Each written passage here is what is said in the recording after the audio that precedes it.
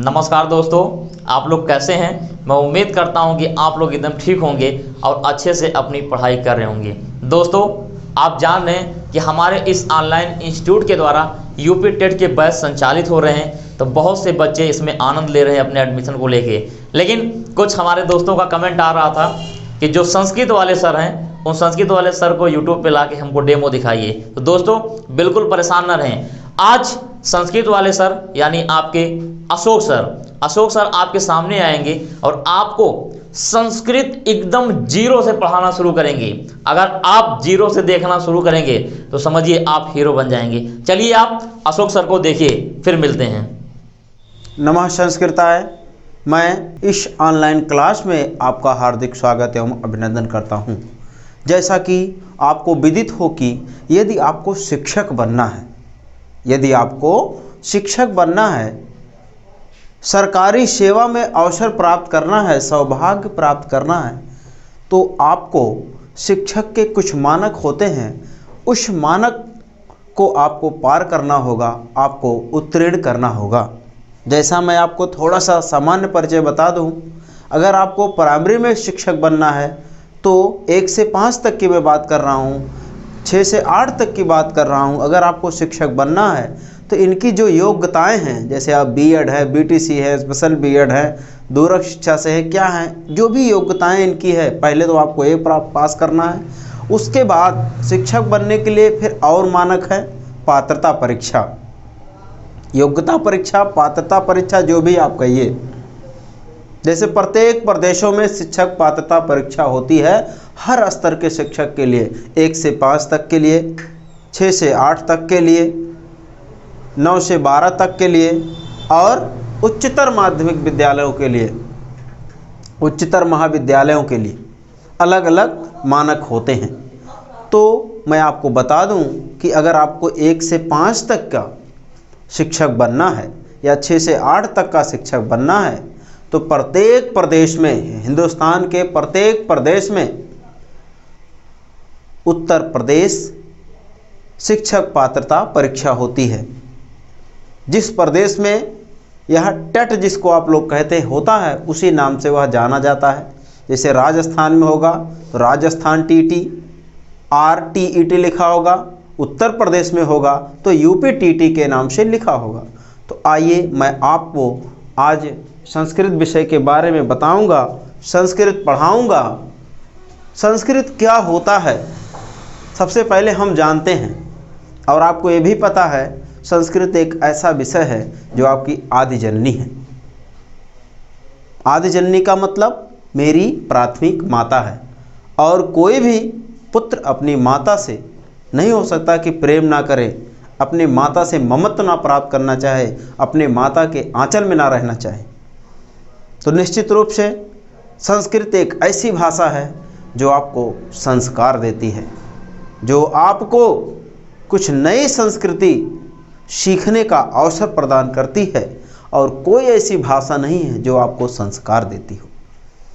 तो मित्रों, साथियों, मैं आपसे यही निवेदन करूंगा कि 30 नंबर का यूपी टेट में या एसटेट में 30 नंबर के जो प्रश्न आते हैं, बड़ा महत्वपूर्ण भूमिका निभाता है। अगर आप संस्कृत अच्छे से पढ़ लिए तो आपका हिंदी में भी काफ़ी लाभ मिलेगा, यानी आम के आम गुठलियों के दाम। तो आइए हम आपको जो 30 अंक के प्रश्न आते हैं, कहाँ कहाँ से आते हैं, उसके बारे में चर्चा करते हैं। जैसे कि आप जो है वर्णमाला पढ़िए, महेश्वर सूत्र पढ़िए, संधि पढ़िए, समास पढ़िए, वाच्य पढ़िए, रचनाएं पढ़िए, कुछ नायक नायिकाओं के बारे में, रचनाकार के बारे में जानिए। इससे ज़्यादा कुछ आता नहीं है उसमें। अगर आप इतना ही अच्छे से पढ़ लिए तो निश्चित रूप से लक्ष्य ई लर्निंग 100 जो इसका जो मिशन है, जो लक्ष्य है, आपको केवल पास ही नहीं कराएगा बल्कि एक अच्छे अंक अर्जित कराएगा और आप एक सफलतम विद्यार्थी के श्रेणी में गिने जाएंगे। तो आइए मैं थोड़ा सा बताता हूँ शुरुआती में कि संस्कृत होता क्या है। आपको एक चीज़ और बता दूं, संस्कृत दिखने में जटिल कठिन लगती हो, लेकिन वास्तव में बड़ी ही सरल भाषा है, बड़ी ही मृदुल भाषा है। एक बार आप सस्वर वाचन कर लीजिए, 2 बार कर लीजिए, संस्कृत आपको याद हो जाएगी। इसलिए आइए हम थोड़ा सा परिचय कराते हैं, संस्कृत है क्या। देखिए हमने लिखा संस्कृत, ठीक है, क्या लिखा है, संस्कृत लिखा है। थोड़ा सा इसका हम लोग विस्तार करते हैं, कभी कभी पूछ लेता है संस्कृत शब्द में प्रत्यय कौन सा है, ठीक है। संस्कृत शब्द में आइए थोड़ा इसको विस्तारित करते हैं। ऊपर अनुस्वार है, मो अनुस्वार में बदल जाएगा, ये हो जाएगा शम, फिर आता है क्री, फिर आता है कत प्रत्यय। क्या आता है, कत प्रत्यय, ठीक है। शम, क्री और कत प्रत्यय से मिलकर क्या बना, संस्कृत बना। समझ में आया, क्या बना, संस्कृत बना। अब देखिए क्या है, सम आपका क्या है, उपसर्ग है, क्या है, उपसर्ग है। क्री क्या है आपका, धातु है। कत क्या है, प्रत्यय है।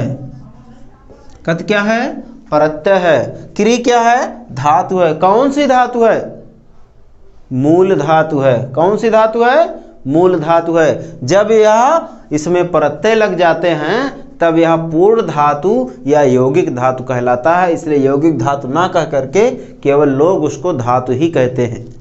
व्याकरण के अभाव में, व्याकरण की जानकारी के अभाव में लोग उसको केवल धातु ही कह देते हैं। ये मूल धातु है। जब इसमें हम कुछ प्रत्यय का निर्माण करेंगे तब यह जाके पूरा धातु होगा। जैसे मैं थोड़ा सा परिचय कराऊं, जैसे आप लोग ये जानते हैं पठ क्या है, पठ माने सभी लोग जानते हैं पढ़ना होता है। जब इसमें तिंग प्रत्यय लगाएंगे इसमें तो क्या हो जाएगा, पठति हो जाएगा। क्या हो जाएगा, पठति हो जाएगा। तो यह क्या हुआ, एक यौगिक धातु हुआ, क्योंकि प्रत्यय के साथ योग कर दिया गया, इसलिए यह एक यौगिक धातु हुआ। ऐसे आपका पठति होगा, गच्छति होगा, चलति होगा, हंसति होगा। ऐसे तिंग प्रत्यय लगा करके आपको बताया जाएगा जब हम आपको सुप पढ़ाएंगे। सुप तिंग अंतम पदम, जब पद को हम परिभाषा, सुप और तिंग अंतम पदम, पद कैसे बनते हैं, सुप और तिंग के निर्माण से पद का निर्माण होता है, इनके मिलने से पद का निर्माण होता है। हम आगे उसको बताएंगे आपको, लेकिन पहले हम समझते हैं कि संस्कृत में अगर प्रत्यय पूछे तो क्या बताएंगे, कत प्रत्यय। कौन सा प्रत्यय, कत प्रत्यय। उपसर्ग कौन सा, सम उपसर्ग। धातु कौन सा, क्री धातु। मैं आपको बताऊं मित्रों कि बहुत ही आसान चीजें पूछे जाते हैं टेट में। यस टेट हो, चाहे सुपर टेट हो, चाहे यूपी टेट हो या किसी प्रदेश का टेट हो, बहुत ही आसान क्वेश्चन पूछे जाते हैं। बशर्ते हम इतनी बारीकी से किसी चीज़ का अध्ययन नहीं करते हैं। थोड़ी सी हमारी गलती यही है कि हम लोग जो है, जो किताब में दिया होता सीधे सीधे आपको मैं बता दूं कि व्यक्ति वही सफल होता है और वही श्रेष्ठ श्रेणी पर जाता है। जैसे आपको मैं बता दूं कि नदी में, तालाब में सीधे सीधे सभी लोग तैर लेते हैं, सीधे सीधे सभी लोग तैर लेते हैं। मरा हुआ व्यक्ति भी रख दीजिए तो वो भी सीधे सीधे तैरता पहुंच जाएगा। इसका मतलब ये नहीं है कि आप तैराक हैं। आप उल्टा भी अगर तैरना जानते हैं, आप उल्टा तैरना जानते हैं, सीधे का मतलब सभी लोग पूरब की तरफ जा रहे हैं, अगर आप पश्चिम की तरफ भी तैरना जानते हैं तो असली तैराक आप ही माने जाएंगे। मेरे कहने का तात्पर्य यही है कि आपको दोनों तरफ से अगर आपको अध्ययन करेंगे तभी आप असली विद्यार्थी माने जाएंगे। मेरा तात्पर्य यही है कि जब आपको मालूम होगा संस्कृत का निर्माण कैसे हुआ तब आपको पता चलेगा। सम उपसर्ग है, क्री धातु है और कत प्रत्यय है। सम उपसर्ग है, क्री धातु है और कत प्रत्यय है। चलिए मैं आपको थोड़ा सा और बताता हूँ। संस्कृत को कैसे निर्माण हुआ, संस्कृत का निर्माण कैसे हुआ, संस्कृत बना कैसे, उसके बारे में हम लोग अध्ययन करते हैं। संस्कृत का शाब्दिक अर्थ में क्या कहते हैं, संस्कृत का जो शाब्दिक अर्थ होता है वह संस्कारित होता है। क्या होता है, संस्कारित। इसको क्या कहते हैं, संस्कार किया हुआ या संस्कारित, या क्या कह सकते हैं आप लोग, परिमार्जित। क्या कह सकते हैं, परिमार्जित या शुद्ध, जो भी आपको समझ में आए इस भाषा के प्रयास से, शब्द के प्रयास से आप कह सकते हैं। प्रमाण यही है कि संस्कृत संस्कारित है, संस्कृत परिमार्जित है, संस्कृत शुद्ध है और संस्कृत क्या है, संस्कृत वैज्ञानिक भी है। क्या है, संस्कृत वैज्ञानिक भी है। वैज्ञानिक का तात्पर्य आप लोग समझ रहे होंगे कि वैज्ञानिक का मतलब क्या है, जो जैसे मतलब जिसमें कोई परिवर्तन ना हो। अगर संस्कृत में कत प्रत्यय लगता है तो हमेशा कत ही प्रत्यय लगेगा, इसमें लिंग वचन काल कारक का कोई प्रभाव नहीं होता है, इसीलिए उसमें वैज्ञानिकता पाई जाती है, उसमें संस्कारिकता पाई जाती है, उसमें प्रमार्जित चीज़ें पाई जाती हैं, तत्व पाए जाते हैं, इसलिए यह क्या है, एक वैज्ञानिक है। मैं आपको बता दूं कि जब आपके राष्ट्र में या पूरे दुनिया में जब संगणक का निर्माण हुआ, मतलब कंप्यूटर का जब निर्माण हुआ, तब किसी भाषा का उसमें मतलब संयोजन नहीं हो पाया था। मेरे कहने का तात्पर्य यह है कि कंप्यूटर ने जिस भाषा को एक्सेप्ट किया था, स्वीकार किया था, वो संस्कृत भाषा थी।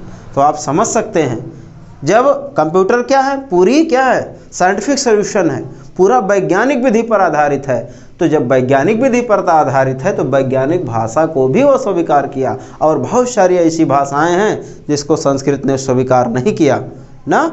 संस्कृत के लगभग 14,135 लोग भाषा में बात करते हैं। संस्कृत कमीशन का गठन भी किया गया है उसको बढ़ावा के लिए, उसके उद्देश्य पूर्ति के लिए। संस्कृत में नवंबर में जो शनिवार प्रथम पड़ता है श्रावण पूर्णिमा के दिन, उसी दिन संस्कृत सप्ताह दिवस भी मनाया जाता है। उसी दिन संस्कृत सप्ताह दिवस भी मनाया जाएगा। और क्या, इसमें 102 अरब से ज़्यादा शब्दकोश है।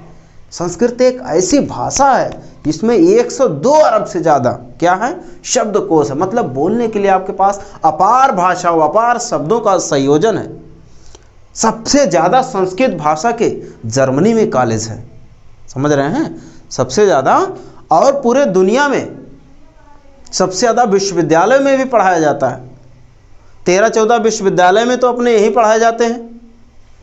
पूरे भारत में तो सभी विद्यालयों में संस्कृत पढ़ाए ही जाते हैं। तो इसका मतलब यह है संस्कृत काफ़ी महत्वपूर्ण विषय है। हम बेशक बीएससी किए हों, बेशक एग्रीकल्चर से हों, बेशक भी काम किए हों, बेशक संस्कृत ना पढ़े हों, लेकिन मैं आपको विश्वास दिलाता हूं कि एक सहज भाषा में आपको बता करके संस्कृत सिखा दूंगा, ये मेरा दावा है। तो आइए आपको थोड़ा और आगे ले चलते हैं। संस्कृत के बारे में बताया, संस्कृत क्या है, संस्कारित है, संस्कृत परिमार्जित है, संस्कृत शुद्ध है, संस्कृत वैज्ञानिक है। इतना समझ में आया। अब थोड़ा सा और आगे चलते हैं। संस्कृत का विस्तारित रूप क्या है, सम उपसर्ग है, क्री धातु है और कत प्रत्यय है। समझ में इतना आ गया, बिल्कुल। चलिए हम थोड़ा और आगे बढ़ते हैं, संस्कृत के इतिहास में थोड़ा सा और आगे बढ़ते हैं। आज आपको सामान्य परिचय केवल कराएंगे और धीरे धीरे धीरे धीरे सामान्य से विशेष की तरफ ले चलेंगे। आप विधि जानते हैं ना, सामान्य से विशेष क्या होता है, उसी के विषय में हम आपको ले चलेंगे। चलिए हम आपको बताते हैं संस्कृत के प्रकार। संस्कृत 2 प्रकार के माने जाते हैं। कौन से? एक वैदिक संस्कृत, क्या? एक वैदिक संस्कृत और एक लौकिक संस्कृत। एक वैदिक संस्कृत हुआ और एक लौकिक संस्कृत। आप लोग भी बोलते रहिए, ठीक है। एक वैदिक संस्कृत और एक लौकिक संस्कृत। फिलहाल ये सब आपसे नहीं पूछता है, लेकिन आपके संस्कृत में 10 लकारों का प्रयोग होता है, उसमें से एक लकार लेट लकार है। लेट लकार का सबसे ज़्यादा प्रयोग वैदिक संस्कृत में होता है। वहाँ से प्रश्न कई बार पूछा जा चुका है, इसलिए मैं आपको बता रहा हूँ। पूछता है वैदिक संस्कृत में किस लकार का प्रयोग होता था, तो तुरंत बताइएगा लेट लकार का। जब हम लकार के बारे में अध्ययन कराएंगे, थोड़ा सा बता दें लकार क्या होता है। जो आप लोग काल पढ़ते हैं, जो आप लोग टेंस पढ़ते हैं, ये आपका लकार है। जो आप लोग का समय आज आ रहा है, जा रहा है, जाने वाला है, आने वाला है, यही क्या है, लकार है संस्कृत में। लकार का मतलब काल समझिएगा, ठीक है। उसमें कुछ इधर उधर परेशान होने की ज़रूरत नहीं है। चलिए हम बताते हैं वैदिक संस्कृत क्या होती है। वैदिक संस्कृत क्या होती है, वैदिक संस्कृत के बारे में हम बताएं। वैदिक संस्कृत अभी आपको मिलेगा आगे, जो व्याकरण के बारे में बताएंगे। तो व्याकरण को सांग वेद का मुख कहा जाता है। व्याकरण को सांग वेद का मुख कहा जाता है। वैसे वेद का तात्पर्य बहुत लंबा है, बड़ा विस्तारित रूप है, हम आगे अभी नहीं जाएंगे। जिसमें वेदों, पुराणों, शास्त्रों और अन्य ग्रंथों का अध्ययन कराया जाता है, उसको वैदिक संस्कृत के नाम से जाना जाता है। जैसे आप लोग वेद, पुराण, शास्त्र, बहुत सारे ऐसे पवित्र ग्रंथ हैं आप लोग पढ़ते हैं, उस सभी को वैदिक संस्कृत में रखा गया है। समझ में आया। अब लौकिक संस्कृत क्या है? आप लोग संस्कृत नाट्य कला अकादमी के नाम से सुना होगा, अकादमी के नाम से सुना होगा। वहाँ क्या होता है? वहाँ नाटकों के द्वारा, तमाम सांस्कृतिक कार्यक्रम के द्वारा मंचन होता है। लोगों को नुक्कड़ सभा करके, लोगों को नाटक सभा करके ज्ञान देखिए कई प्रकार से दिया जाता है। ज्ञान आपको हजारों प्रकार से मिलते हैं, आपके ऊपर निर्भर करता है किस प्रकार से आप लेते हैं। अखबार के द्वारा लेते हैं, रेडियो के द्वारा लेते हैं, समाचार अखबार मतलब समाचार के द्वारा लेते हैं, किताब के द्वारा लेते हैं, किसी शिक्षक से पढ़ाए हुए के द्वारा लेते हैं। ज्ञान की अपार संभावनाएं हैं। आप किस स्तर से लेना चाहते हैं आपके ऊपर निर्भर करता है। प्रतिभाशाली जो व्यक्ति होते हैं, ज्ञान कहीं मिलता है उसको ले लेते हैं, इसीलिए वो प्रतिभाशाली व्यक्ति कहे जाते हैं। आइए हम आपको बताते हैं लौकिक संस्कृत क्या होता है। लौकिक संस्कृत का मतलब जो सांस्कृतिक कार्यक्रम होते हैं, सांस्कृतिक कार्यक्रम का मतलब ये होता है मंचन होता है, वहाँ कुछ गान होता है, वहाँ कुछ वादन होता है, वहाँ कुछ ऐसे हास्य बातें सुनाई जाती हैं, स्टेज परफॉर्मेंस होता है। ये सब क्या है? लौकिक संस्कृत है। आप एक अच्छा गायक बनना चाहते हैं, अच्छे आप जो है वाचक बनना चाहते हैं, अच्छे आप जो है वादक बनना चाहते हैं, आज आप अच्छे नृत्यक बनना चाहते हैं, ये सब किस में आते हैं? ये लौकिक संस्कृत में दिया गया है सारा चीज़। आप लोग जब वेद पढ़ेंगे, साम वेद, संगीत वेद के नाम से जाना जाता है, जब आप पढ़ेंगे तब उसमें आपको विस्तार रूप से बताया जाएगा। तो निश्चित रूप से बस छोटे ही समय में, कुछ ही समय में जितना आपको ज़रूरत है उससे ज़्यादा मैं बताने का प्रयास नहीं करूँगा। इसलिए आप जानिए संस्कृत के दो भेद माने गए हैं, एक वैदिक संस्कृत और एक लौकिक संस्कृत। थोड़ा सा और हम सामान्य इतिहास में चर्चा करेंगे।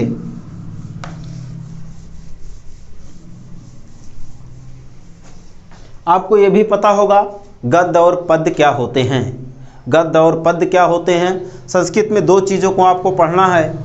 एक आपको तो पूरा संपूर्ण व्याकरण पढ़ना है, संपूर्ण व्याकरण पढ़ना है।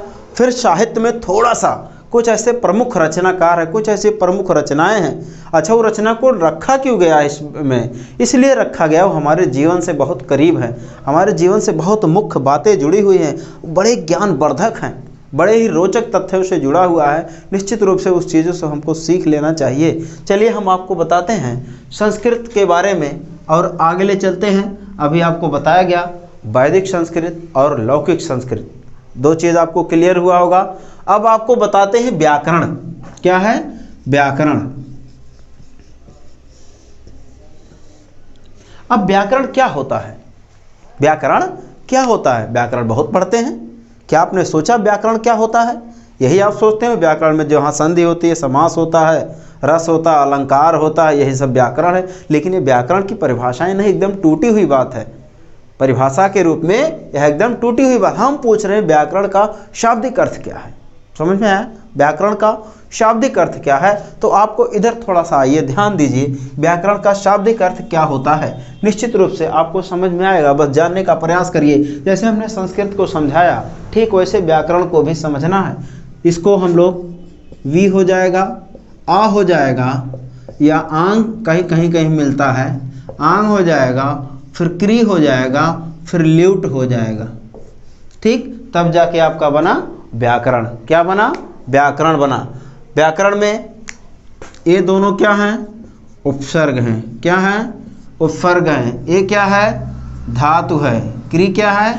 धातु है। ल्यूट क्या है? प्रत्यय है। एक चीज आप ध्यान दिए होंगे वीडियो में कि प्रत्यय पीछे, पा का मतलब पीछे समझिए, पा का तात्पर्य पीछे से है। तो पी से जब आए तो पी से प्रत्यय, पा से प्रत्यय, पा से पीछे, अर्थात किसी संज्ञा, किसी क्रिया के पीछे लगने वाले को क्या कहा जाता है? प्रत्यय कहा जाता है। अर्थात कृदंत और तद्धित प्रत्यय आप लोग सुने होंगे, हिंदी में भी है, संस्कृत में भी है। कुछ नया चीज़ नहीं है, वही चीज़ है जो है आपकी किताब में लिखा है। मैं आपको वही चीज़ बताऊंगा। और ये भी आप जान लीजिए, संस्कृत में आपको सारे प्रश्न मिल जाएंगे, सारे 2 4 6 वीडियो आप देखेंगे, आपको खुद पता चल जाएगा।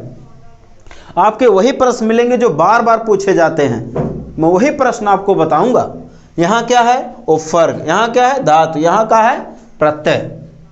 तो उपसर्ग कहाँ लगते हैं? ऊ है यहाँ आगे, यहाँ पा है, यहाँ ऊ है, यहाँ पा है, ऊ है, पा है। इसको इस तरह भी समझ सकते हैं, ऐसे लिखा होता है ना। इसका मतलब क्या होता है? समझ रहे हैं? उत्तर प्रदेश। ठीक है, इसका मतलब क्या? उत्तर प्रदेश। तो उत्तर है यहाँ पहले, ठीक है, और यहाँ प्रदेश है, तो प्रदेश को प्रत्यय समझ जाओ, समझ रहे हैं, प्रदेश को प्रत्यय समझ जाइए और उत्तर को आ समझ जाइए। प्रदेश आपका आगे है, ठीक है, ये प्रत्यय पीछे हो गया, और ऊ को आ समझिए, आ का मतलब आगे, मतलब आगे और पीछे, ऐसे समझिए, आगे और पीछे बोलते हैं ना, आगे और पीछे, आगे उपसर्ग और पीछे प्रत्यय, क्लियर, आगे उपसर्ग और पीछे प्रत्यय, ठीक है, आगे उपसर्ग और पीछे प्रत्यय, नहीं बोलेंगे ना। चलिए थोड़ा और आगे ले चलते हैं आपको, अब आपको नहीं भूलना है, ऐसे ऐसे ही प्रश्न आते हैं, पूछ ले कि व्याकरण में प्रत्यय कौन सा लगता है, तो तुरंत बताइएगा ल्युट् प्रत्यय लगता है। संस्कृत शब्द में कौन सा प्रत्यय लगता है, बताइएगा कत प्रत्यय लगता है। कारक में कौन सा प्रत्यय लगता है, बताइएगा लुल प्रत्यय लगता है। समास में कौन सा प्रत्यय लगता है, बताइएगा घाई प्रत्यय लगता है। मैं एक एक प्रत्यय का अध्ययन कराऊंगा, एक भी प्रत्यय आपसे छूटेगा नहीं। चलिए हम आगे ले चलते हैं, व्याकरण होता क्या है, थोड़ा सा व्याकरण के बारे में हम लोग चर्चा करते हैं कि व्याकरण बना कैसे, व्याकरण आया कैसे, व्याकरण का निर्माण कैसे हुआ।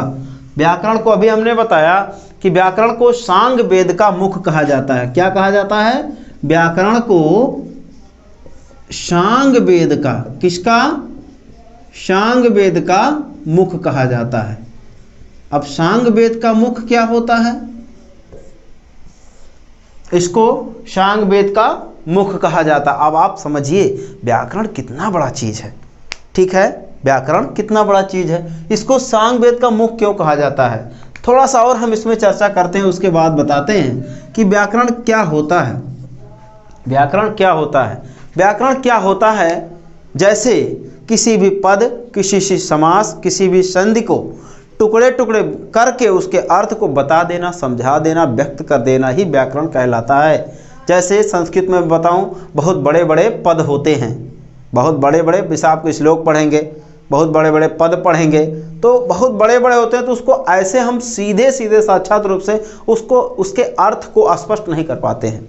कितना भी बड़ा संस्कृतज्ञ हो, कितना भी बड़ा विद्वान हो, लेकिन पूरे पद का एकदम कहिए सीधे वो अर्थ बता दे तो नहीं बता पाएगा। अगर बताएगा तो सही से सेट बैठेगा नहीं, बिना उसके अन्वय किए। अन्वय आप लोग जानते हैं, टुकड़े टुकड़े करना ना, अन्वय का मतलब अन्वेषण, अन्वय का मतलब टुकड़े टुकड़े। जब तक हम उसका अन्वय नहीं करेंगे उसके अर्थ को स्पष्ट नहीं कर पाएंगे। इसलिए हम पदों को क्या करते हैं, छोटा छोटा करके उसके अर्थ को स्पष्ट करके फिर बताते हैं, तब आनंद आता है। व्याकरण क्या होता है, अर्थात व्याकरण किसे कहते हैं। आप जब भी पढ़ने बैठिए, कापी कलम लेकर पढ़ने बैठिए, उस चीज़ को नोट करते चलिए, उस चीज़ को आप नोट करते चलिए, वो आपके लिए हमेशा लाभकारिक होगा, गुणकारी होगा। आप समझिए हमने क्या कहा, व्याकरण क्या है, जब किसी पद को, किसी समासिक पद हो चाहे या संधि वाले कोई पद हो, शब्द हो, उनको तोड़ तोड़ कर उनके अर्थ को बता देना, समझा देना, व्यक्त कर देना ही क्या कहलाता है, व्याकरण कहलाता है। क्या कहलाता है, व्याकरण कहलाता है। अब हम लोग व्याकरण की चर्चा कर रहे हैं, ठीक, व्याकरण का प्रत्यय हो गया, व्याकरण का उपसर्ग हो गया, व्याकरण का बता दिया गया। अब देखिए व्याकरण आया कहाँ से, व्याकरण आया कहाँ से, जो आपका प्रथम व्याकरण बना, व्याकरण आचार्य पाणिनि का जो आप लोग पढ़ रहे हैं, ये पहला व्याकरण नहीं है। इसके पहले बहुत सारे विद्वानों ने व्याकरण पर लिखा है, व्याकरण लिखा है उन लोगों ने। सबसे पहले तैत्तिरीय संहिता में, कहाँ, तैत्तिरीय संहिता में,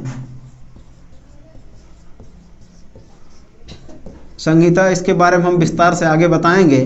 तैत्तिरीय संहिता में क्या बनाया, ऐन्द्र व्याकरण का निर्माण हुआ। कौन व्याकरण का, ऐन्द्र व्याकरण का निर्माण हुआ। कहाँ, तैत्तिरीय संहिता में, ठीक है, तैत्तिरीय।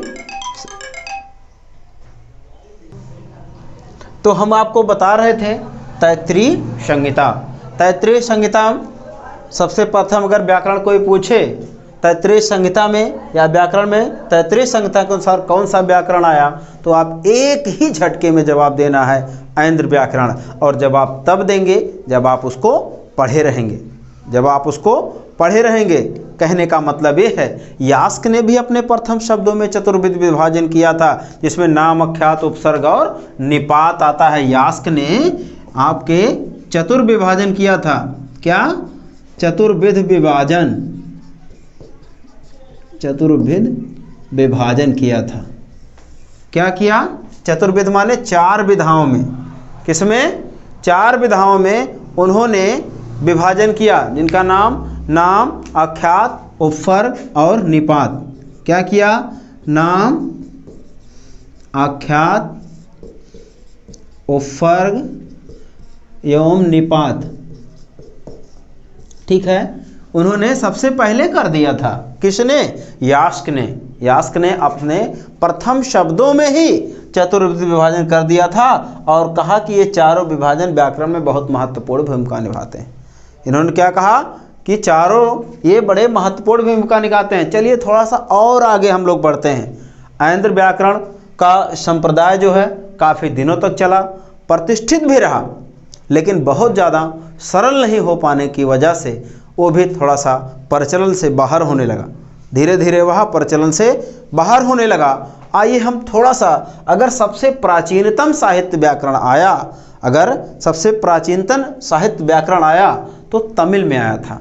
कहाँ, किस भाषा में आया था? तमिल में आया था, जिनका नाम था तोल्कापियम। तमिल भाषा में आया।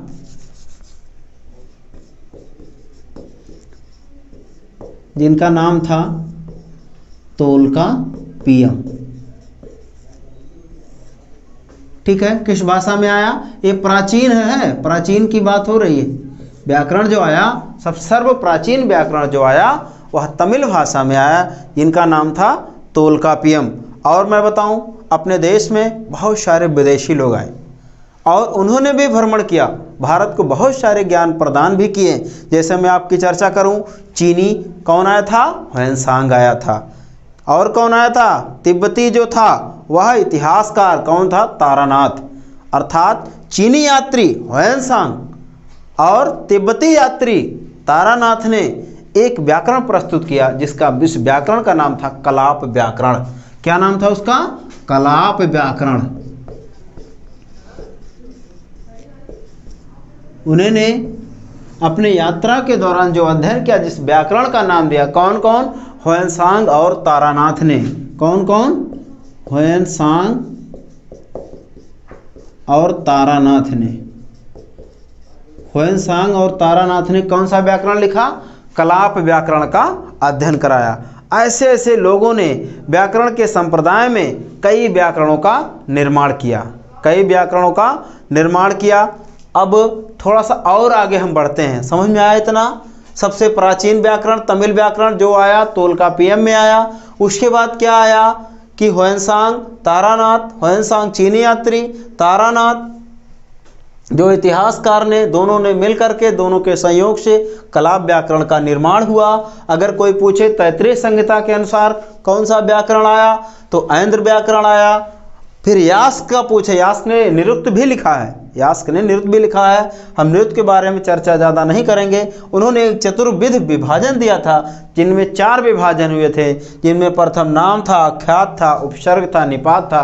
कभी कभी पूछ लेता है कि यास्क का चतुर्विध विभाजन कौन सा नहीं है?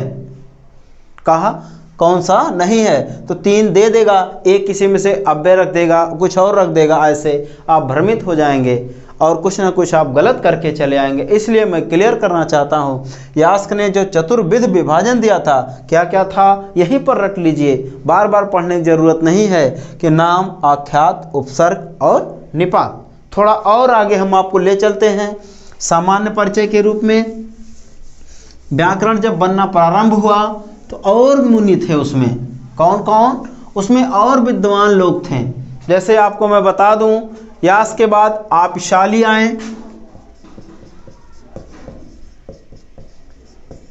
आपशाली आए, शाकटायन आए। कौन कौन? आपशाली आए, शाकटायन आए।